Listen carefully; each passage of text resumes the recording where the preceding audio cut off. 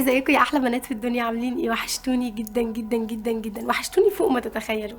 تعرفوا ان انا بحبكم قوي، والله العظيم بجد بحبكم قوي. عايزه اقول لكم ان انا الفتره دي بنزل كتير قوي، فبقابل بنات منكم في سنكم كده، سن 12 و13 و14 و15 و16 سنه، بيبقوا واقفين يبصوا لي كده ويضحكوا من بعيد ويجوا يسلموا عليا. انتوا متعرفوش انا قد ايه اصلا بكون سعيده ومبسوطه وفي قمة سعادتي لما بتيجوا تسلموا عليا، عشان انا فعلا ببقى نفسي اشوفكم اصلا وبحبكم قوي، وببقى شايفاهم يعني مكسوفين قوي يقولوا لي هنيدي تعالي تصوري معانا. فلا بجد انا ببقى سعيده جدا جدا جدا. فلو انت بتشوفيني كده وبتستخبي وبتبقي مكسوفه تيجي تسلمي عليا، تعالي سلمي عليا، عشان انا اصلا ببقى سعيده جدا لما انتوا بتيجوا تسلموا عليا ونتصور كمان مع بعض. المهم نرجع لموضوع الفيديو بتاعنا، علشان النهارده هنتكلم عن 4 حاجات لازم تعرفيهم في سن المراهقه عن حمالة الثدي. يلا بينا نبدأ الفيديو بتاعنا على طول، وعايزاكم تنزلوا تحت في التعليقات تقولوا لي تتوقعوا ايه هم ال4 حاجات دول. فالبنات اللي هتتوقع ايه هم ال4 حاجات ويطلعوا هم، هنزل التعليق بتاعتهم على صفحة الفيسبوك. بالمره كمان هحط لكم اللينك بتاع الصفحه، عشان لو انتم مش بتتابعوني تروحوا تتابعوني على صفحه الفيسبوك همسات هنادي، عشان ان شاء الله الفتره اللي جايه نطلع مع بعض لايف وندردش مع بعض كده ونتكلم في كل الحاجات اللي تخص البنات في سن المراهقه. اول حاجه واهم حاجه يا بنات لازم تعرفيها عن حماله الثدي، انك لازم تختاري حماله الثدي المناسبه ليكي.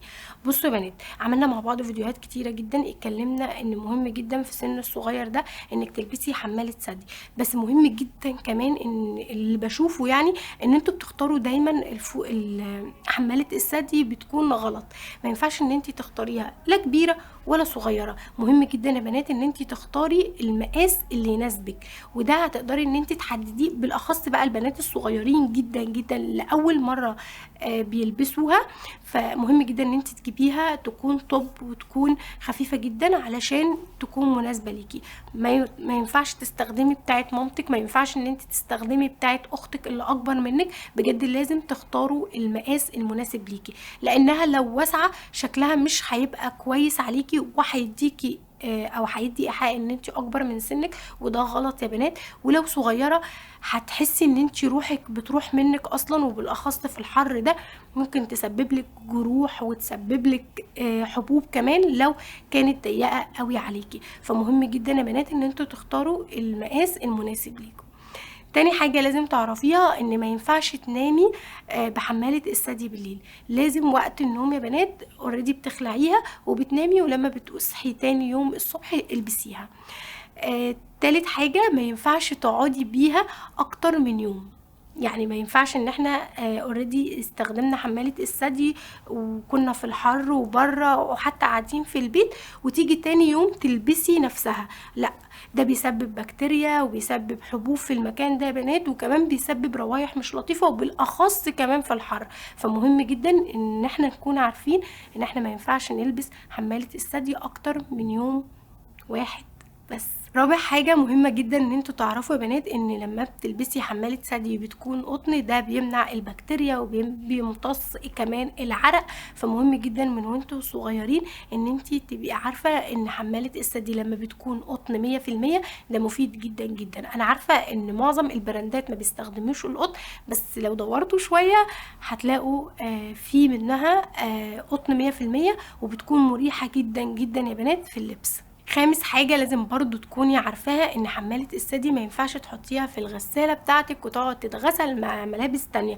مفضل كمان يا بنات ان احنا نجيب شوية مسحوق ونجيب الملابس الاوريدي الداخلية بتاعتنا ونحطها في اي بلاستيكة عندنا صغيرة كده ونغسلها بس كده على ايدينا، وبعد كده بننشرها. فده افضل بكتير جدا وبيخلي اصلا عمر اللبس الداخلي يكون طويل شوية.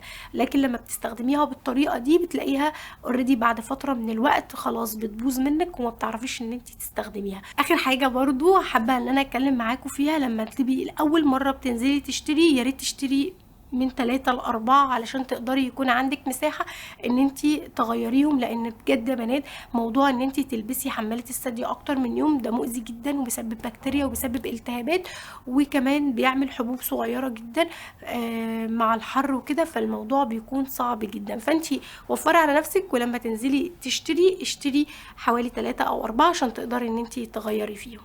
بس كده يا بنات، يا رب يكون استفدتوا من الفيديو ويكون عجبكم. ما تنسوش قبل ما تمشوا تعملوا لايك للفيديو ده، وكمان تشتركوا في القناه وتتابعوني على الصفحه، سيب لكم اللينك بتاعها في اول تعليق. واشوفكم على خير يا رب في فيديو جديد. يلا باي. قبل ما تمشوا ما تنسوش تحطوا لايك، حطوا لايك قبل ما تمشوا. يلا باي.